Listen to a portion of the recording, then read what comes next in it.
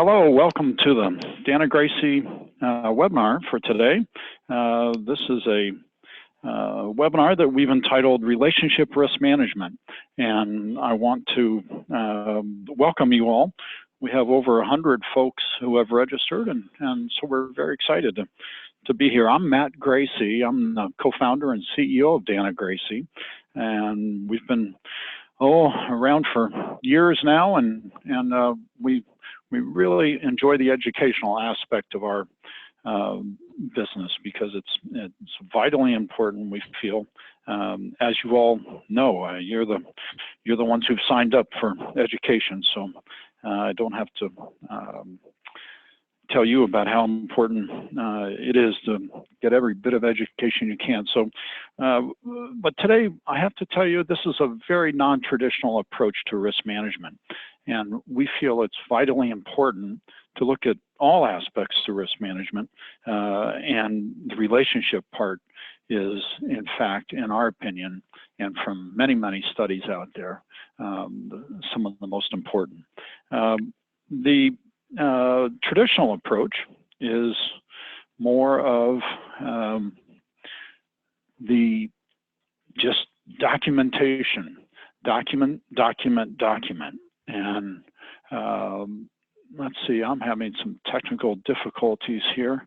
Trying to get the screen to move, so pardon us. Get some help from our competent folks. There we go.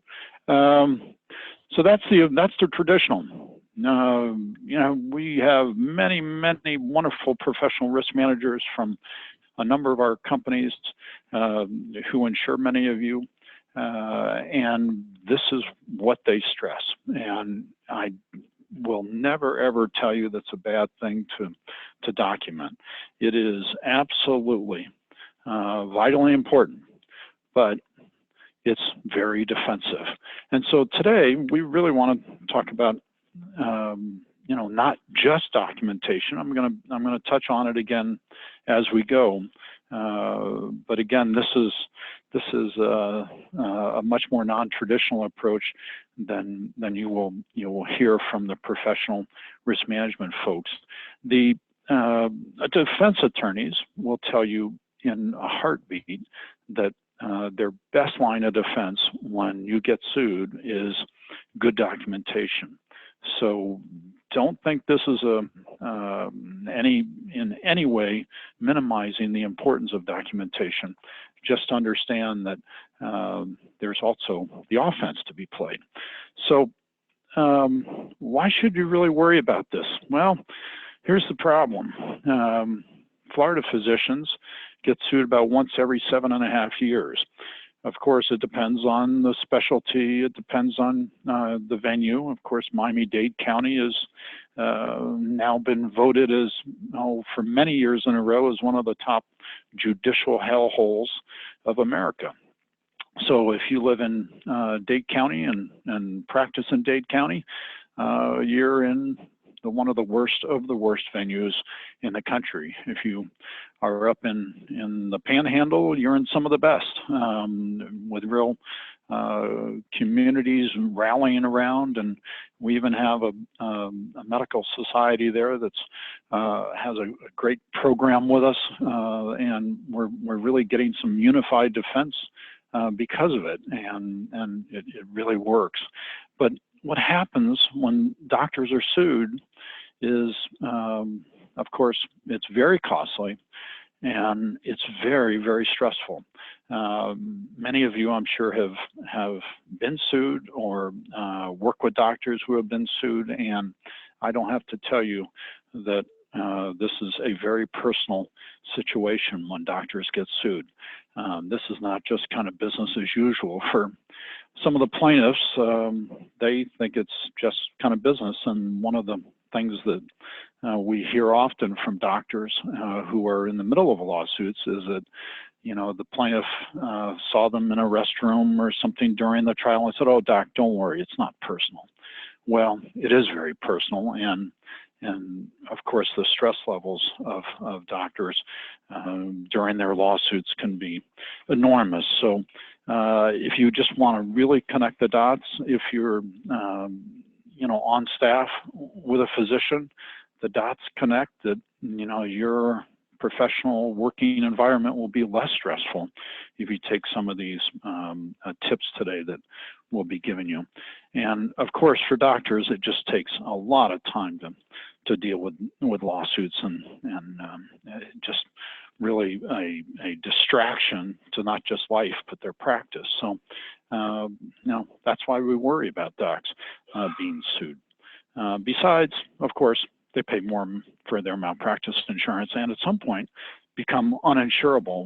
We call doctors with too many claims challenged, and that is because most are not bad doctors. They just have been very unlucky in some cases to be sued, and in other cases they just haven't had really good relationships with their patients. And years ago, we heard from one of the biggest companies insuring doctors in the country, the Doctors Company. They did a study showing that because female physicians communicate so much better than male physicians, the female physicians are being sued less. So it really then boils down to communication. And as we know, in most of our relationships, women communicate in relationships a lot better and more often and with a lot more passion than men do. We men have just a much more limited communication ability, it seems, inherently, than women. I know it sounds very sexist, but as a man, I can say it, that of course there's some extremely caring and fully communicating doctors out there who are male, but females just do this a lot better. So communication is the key to good relationships, of course, as we all know in our personal relationships. But besides that, by the way, it's just the right thing to do. Forget all the time and the stress and all that doctors who are going through lawsuits encounter, but it's just the right thing to do in life for everybody involved. So this is really the offense. This is where the rubber meets the road of how do we not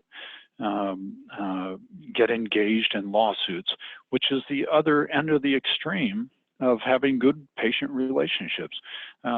There are many testimonies from defense attorneys.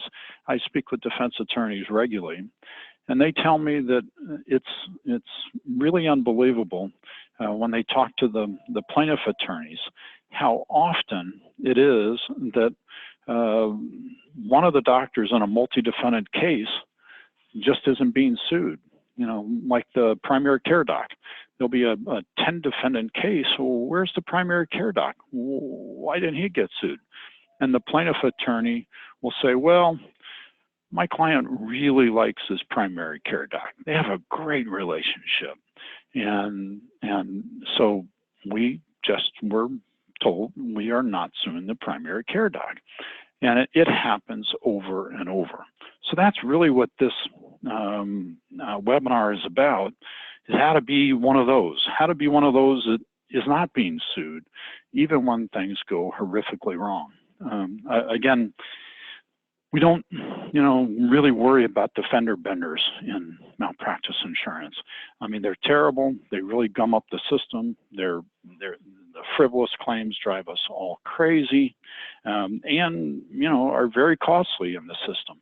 And if we could shake them out, it'd be wonderful. And the way to shake out those frivolous claims is to communicate better and have better relationships.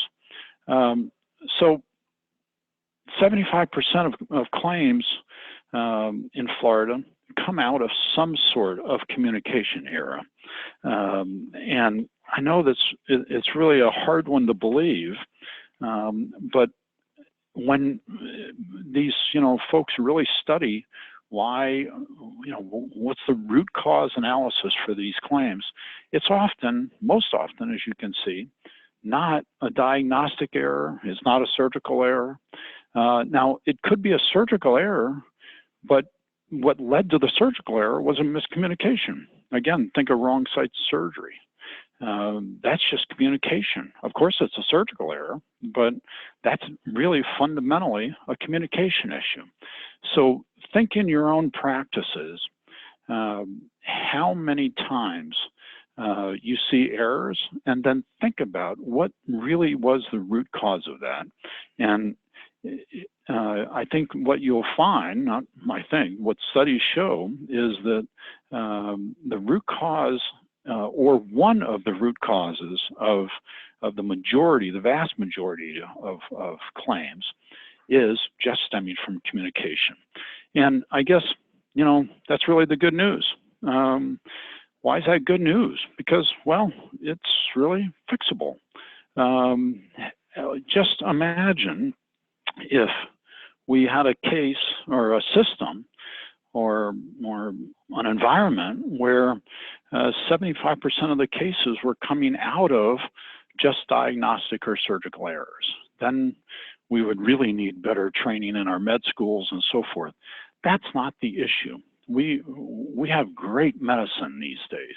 We have highly skilled surgeons. We have highly skilled diagnosticians.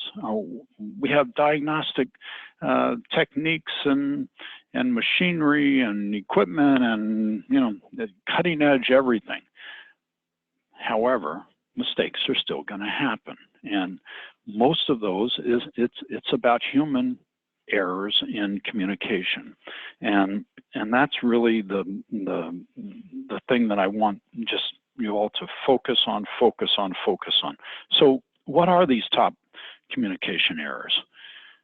Well, just inadequate explanation.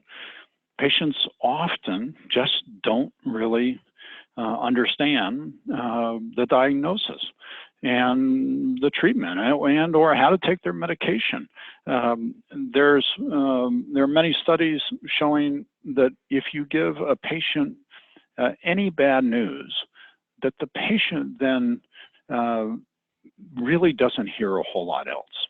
That's why it's so important to have somebody in with a patient or have the patient start writing down what you've told them and what the treatment plan is and all that, because patients, they really just go almost deaf. It's remarkable how little patients hear, according to a number of studies, after they're given any bad news at all.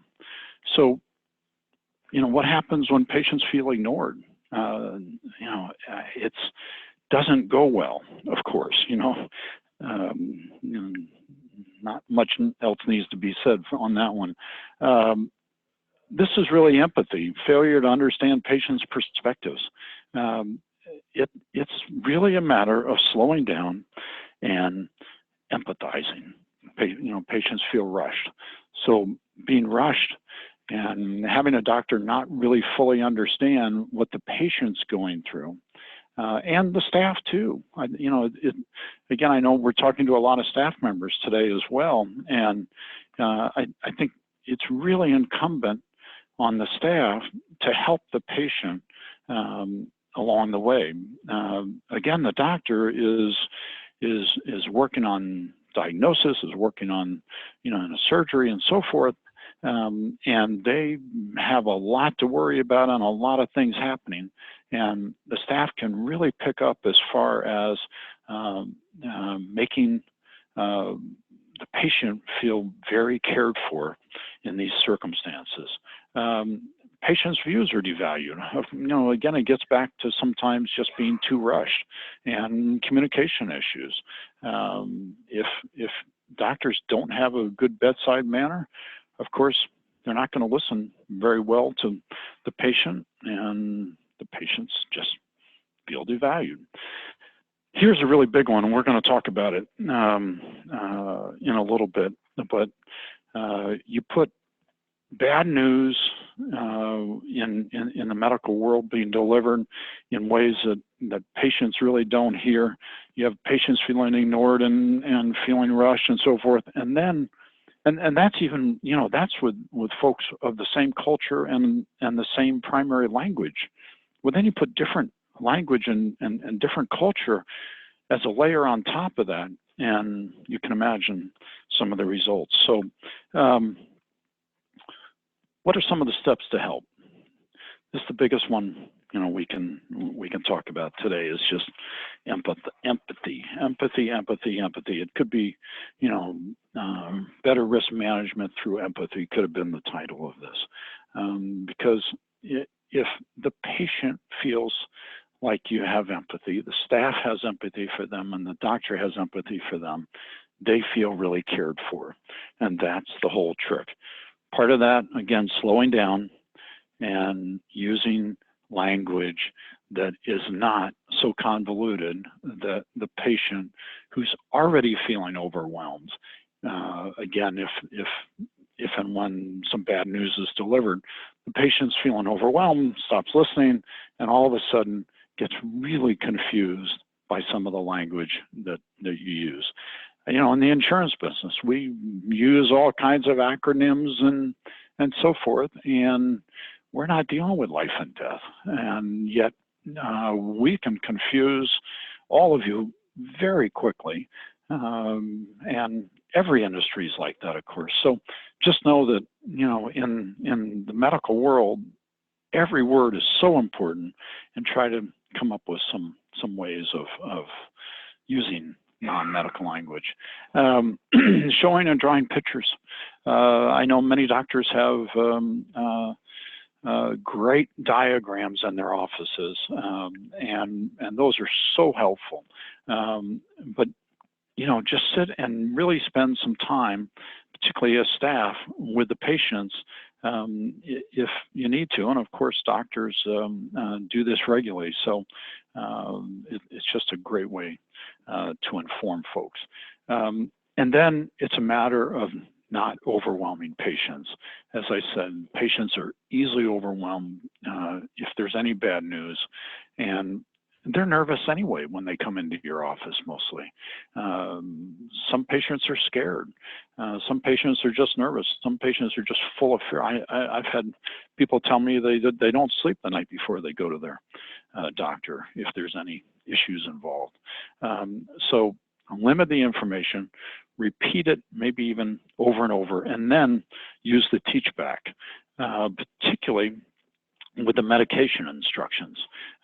Medication errors lead to a lot of lawsuits in our world. And so the teach back technique is one of the things that we can say really works, and teach back with a pad of paper so that, you know, there's really no miscommunication, and then have the patient, you know, just read it back to you. And encourage questions. You know, often, again, if a patient's feeling rushed, overwhelmed, not particularly cared for, what do you think is going to happen? And they're not going to feel like there's a space for questions, and they're going to feel like they are just going to ask stupid questions anyway. And gee, they don't want to feel stupid, and they're again just overwhelmed. So just slow down and really empathize and see what kind of questions a patient has.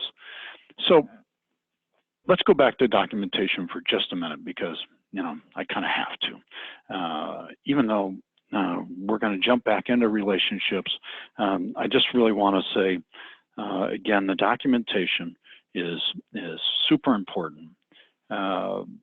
You obviously need to provide information, basis of planning. You all know this. That's the great part about documentation. You've heard it over and over and over. Every risk management course doctors take, this is what gets drilled over and over and over. And every time any defense attorney talks, over and over, particularly about the informed consent, defense attorneys will tell you it's the first line of defense is the informed consent. The first line of defense and one of the most important. So ongoing means of communication among all caregivers, again, hugely important and a huge challenge for our medical industry at the moment.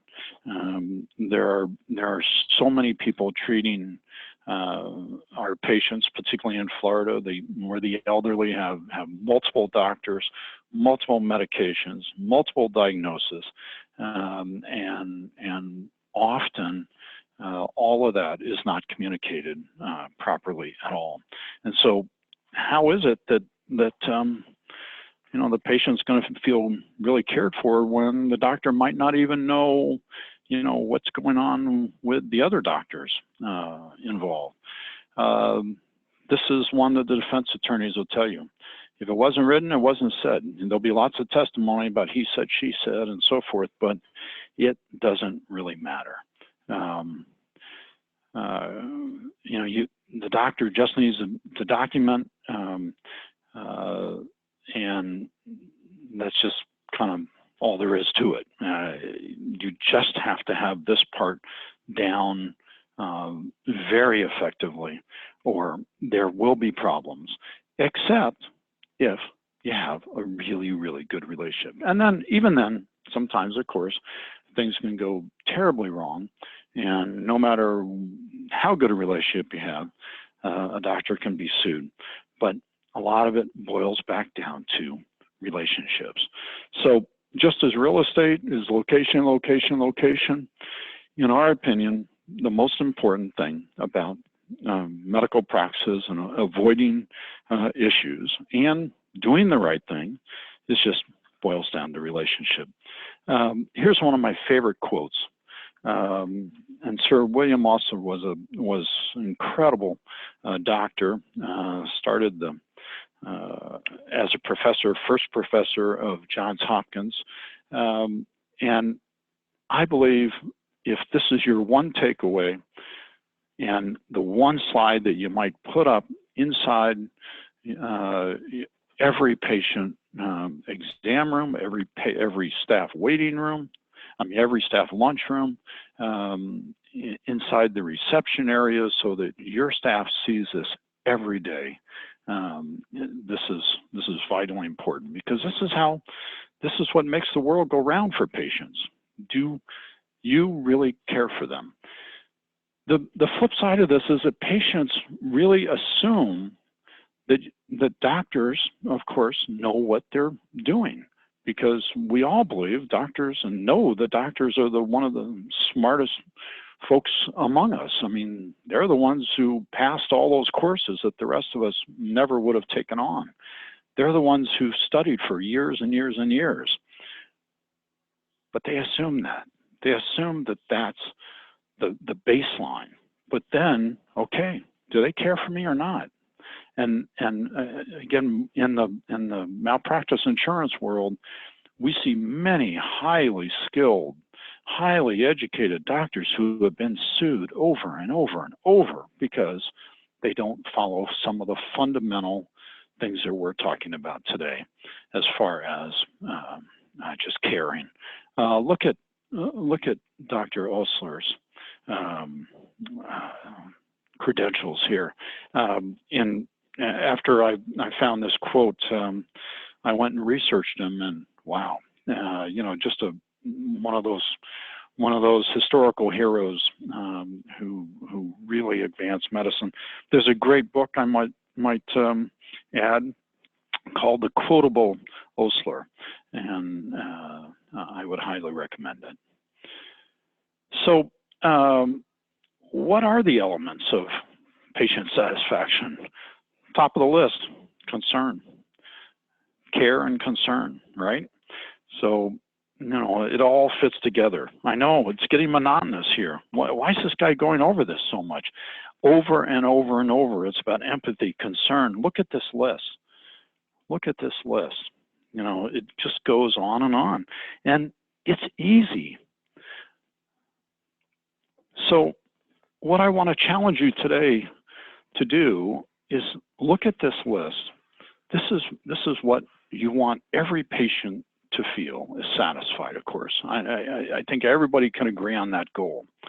But what about looking at each one of these elements and bringing that into your own practices, and how do you communicate that? You know, let's take the last one on the list, practice environment. If the waiting room's in disarray and the magazines are a year old and frayed and yucked up and everything's, you know, just kind of disheveled, what do you think that communicates to a patient? Yeah, busy practice, you know, and busy practices can be successful and so forth, but it also maybe communicates things that you don't really want to communicate with a patient. Take some of the other ones, friendliness. It doesn't take much, of course, to change the staff from being prickly to being friendly. We've all walked in to our doctor's offices, and you know, I have one in particular where I walk in, as soon as I open the door, I know this is not a friendly practice. It's prickly. There's big signs on the reception window, do not knock, wait your turn, and other signs instructing other kind of with rules of behavior in the practice and so forth. And it's like, oh boy, okay. And then, you know, before too long, some snarly receptionist, you know, opens the window and says, "Who are you?" You know, again, that's never going to lead to patient satisfaction. I don't care how much, you know, the doctor has been trained. I don't care how smart that doctor is. The patients are not going to feel welcome and warm and engaged in that practice. So this is where the staff can help so much. But again, it comes from the top, you know, and so I challenge every doctor listening and every administrator listening to look at these elements of patient satisfaction and decide, how can I change our practice to bring some of these elements to bear? So bringing a personal touch, you know, that's really what we're talking about, right? And, you know, how do you bring a personal touch to systems?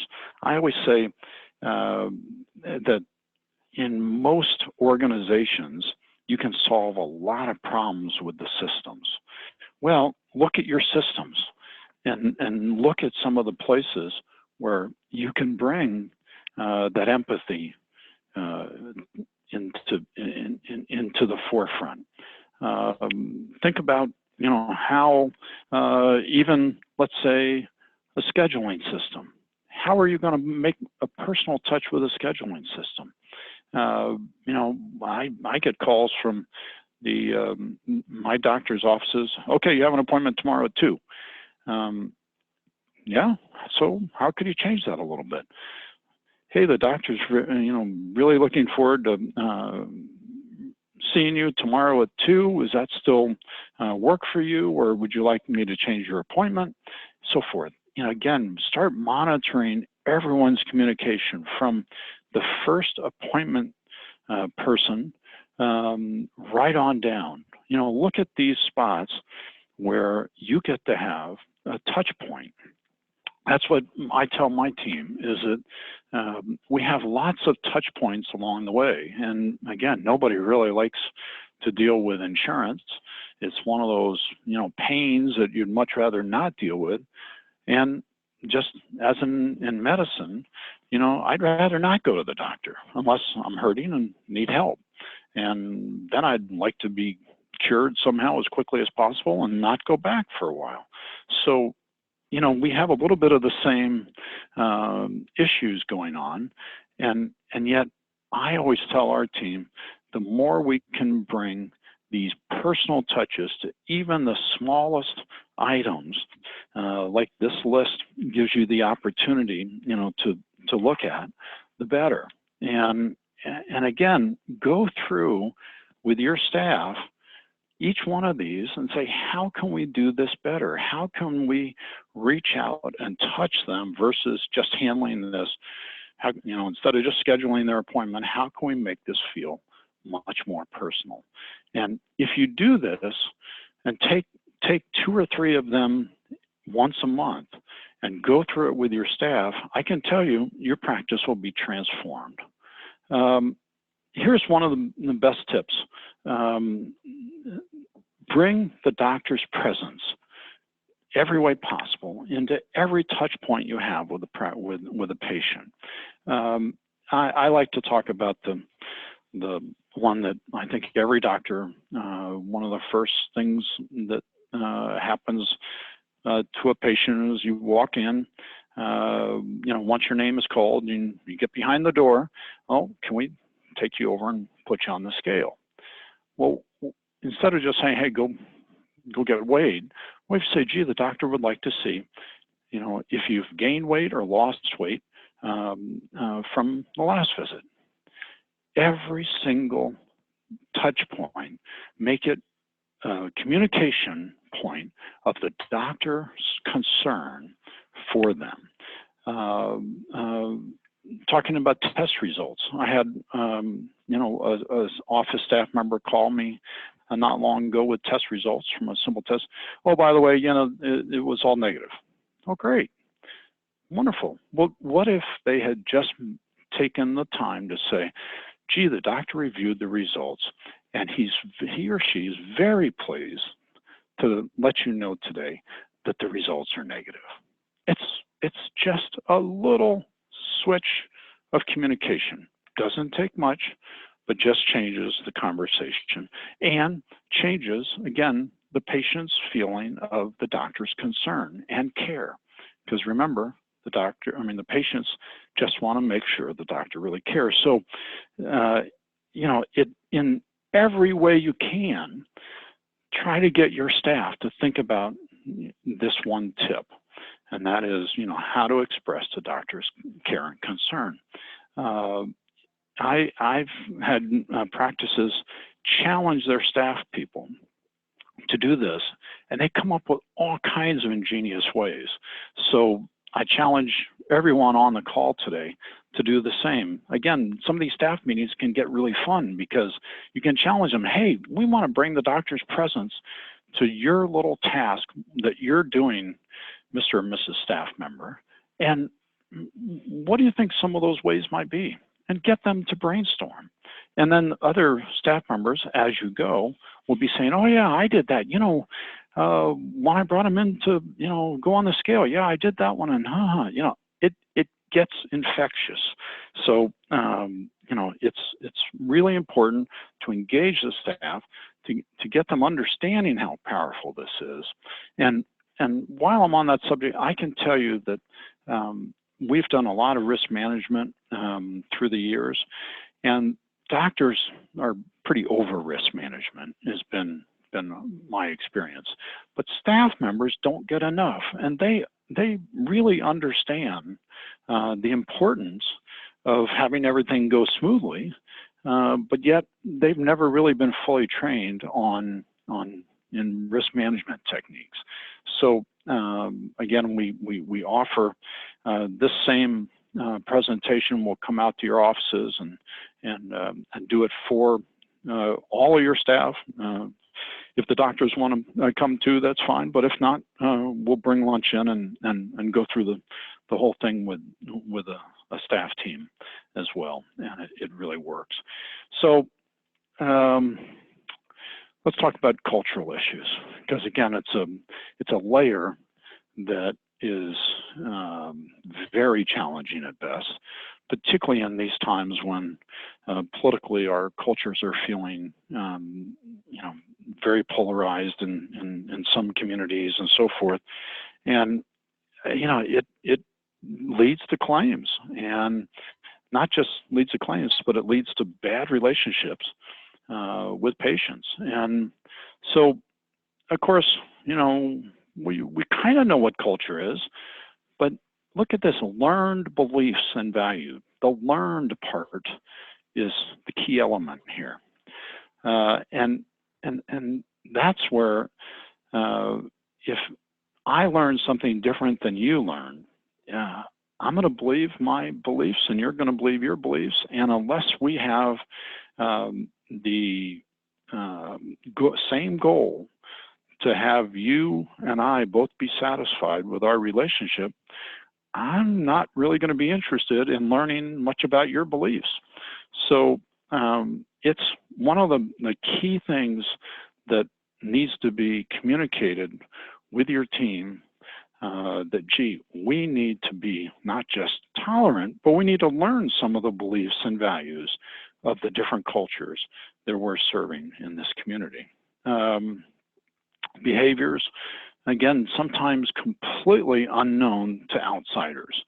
So you have probably, well, in Palm Beach County, we have many different cultures. We have 126 different primary languages spoken at the homes, according to our school board here.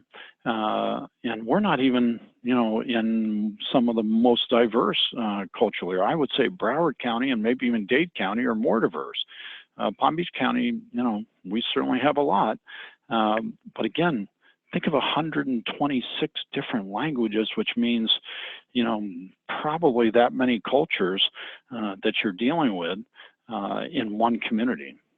It's not just languages, it's practices and customs. And again, that's the challenge, is that if you just knew the language, it'd be, one thing if you just had that to deal with, but you don't. You have all these other things, again, style of communication and views on roles and relationships.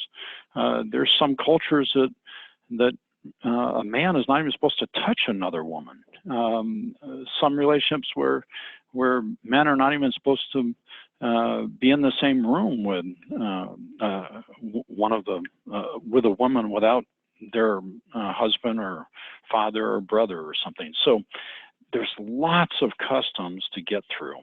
And I know many of you have been challenged by this.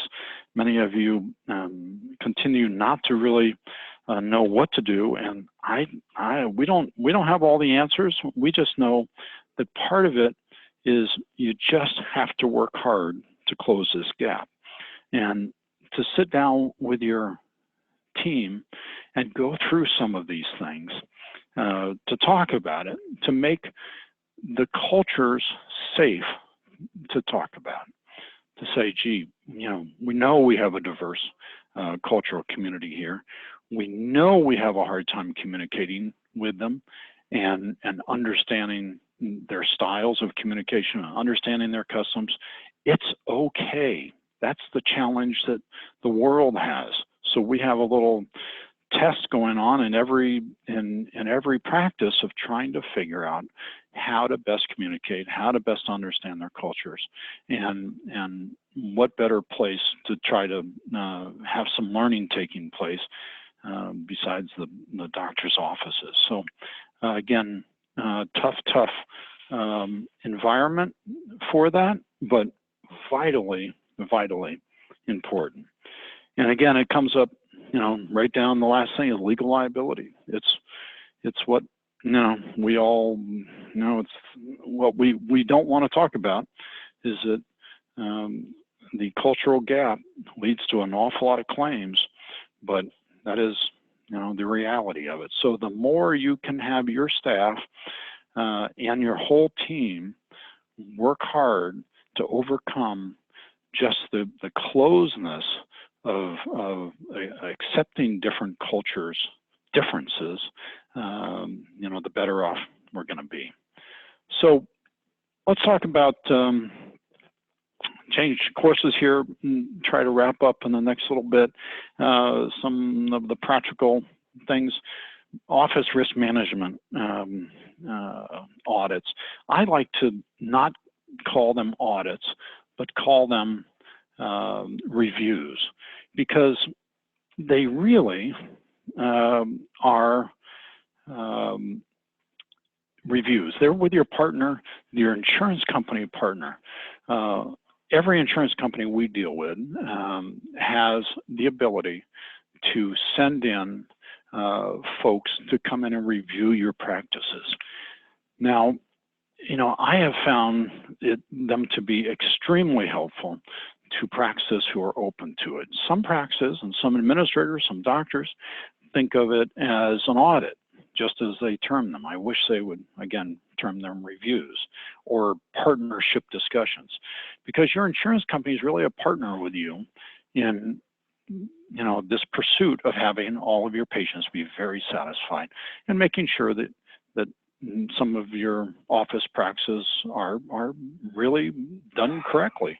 And so, bring them in, they're free. And they are usually non-binding. I put usually in here, not as a detriment, but as to say, not 100%, because we know there are some train wreck practices out there.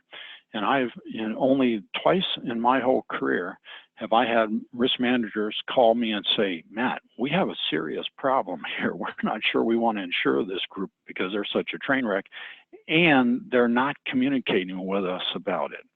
That's the key. See them as partners, see them as trying to help, not criticize. Again, you have the same goal.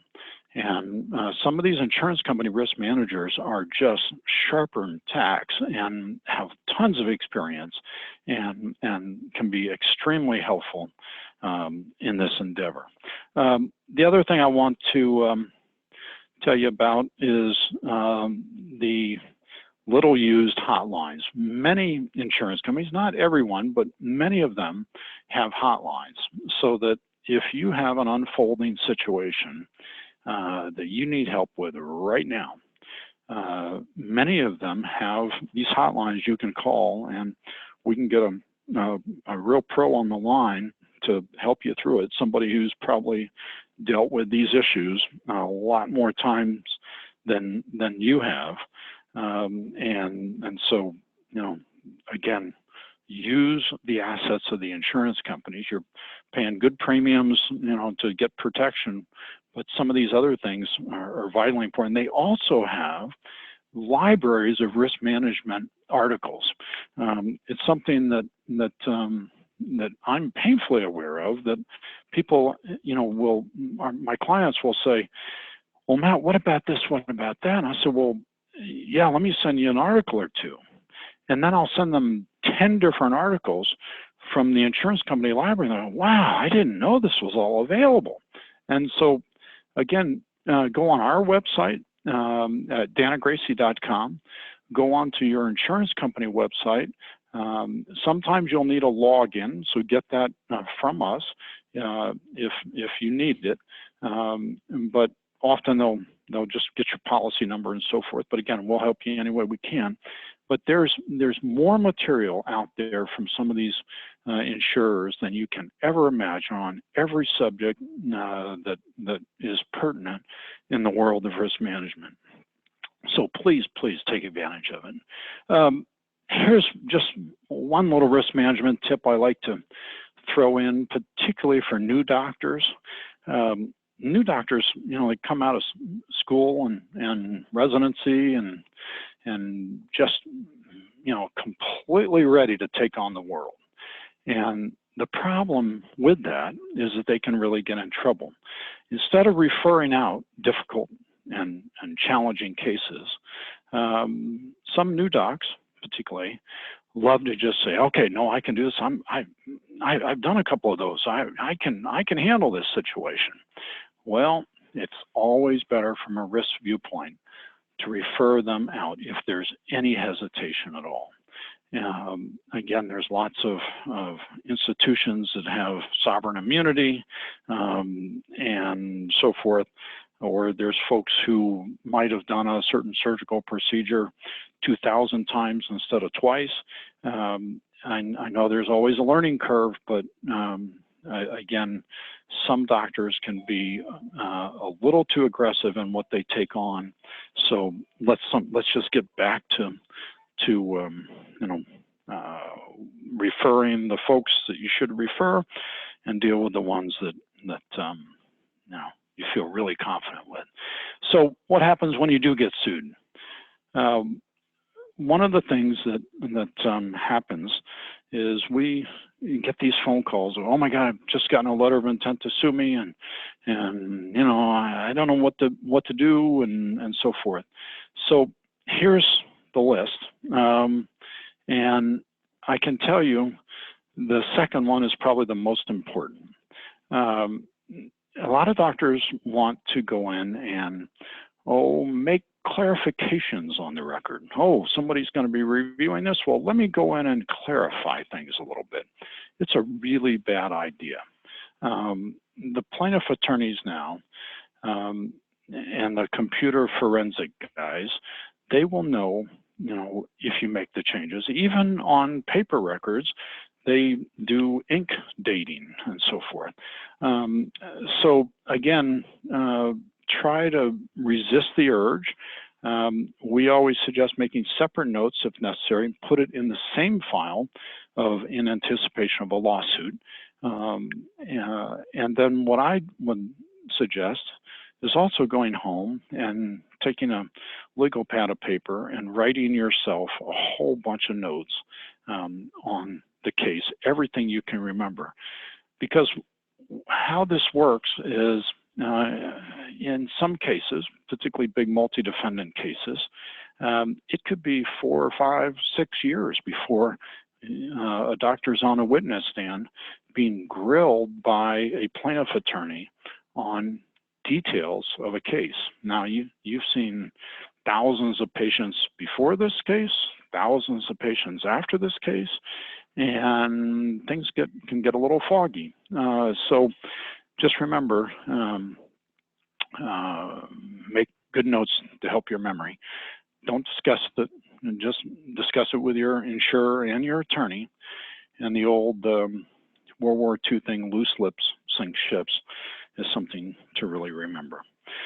So I want to put in a plug for our next webinar, Preparing for Disaster. This is not just about hurricane preparation. We're going to touch on that a little bit, but it's also about cyber disasters. What to do when things unfold. It's also about PR disasters. If you have some client PR issue, you know, how are you going to handle that? You know, preparation is the key. And just as the United Airlines CEO, I'm afraid, was not very prepared when his first response was, gee, we had a belligerent customer, you know, he just kind of stepped in that swamp. We don't want you to do that. We want you to be prepared and have a little bit of a roadmap for things that can unfold rather quickly. So June 7th, we are working on CME accreditation, by the way, and this one is not accredited yet, but we will in the future be doing that. So we will be emailing you copies of this presentation in the next day or two, and of course contact us, and we are very pleased to have you all here. Now let's see, we have a question. Oh yes, the question is, am I able to get copies of these slides? And yes, we'll be sending you the slide copies and the audio. So use them how you will. You have full permission. And again, we're very pleased and honored to be able to help you with not just your insurance coverages, but with some of these risk management tips and how to keep you out of the swamp of lawsuits. And so, again, thank you very much, and don't hesitate to contact us with any other questions. Don't hesitate to call. We're always here to help, and of course, we care about you. Bye.